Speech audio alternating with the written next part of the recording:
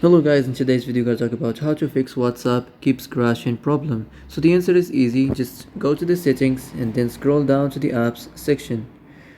Then go to the search and search on WhatsApp. Next go to the storage and here you will find this clear cache option. Click on it. Now you can go check it if it worked. If it didn't, you can try to restart your phone, and if it didn't work again, maybe try to turn the Wi-Fi off and on and turn the Bluetooth off and on, and if it didn't work again, maybe try to clear data. But be careful, if you clear data, all the files and all the media and the chats and the messages will be deleted. So be careful if you want to clear your data. So that's it for today's video. I hope this is the answer you've been looking for.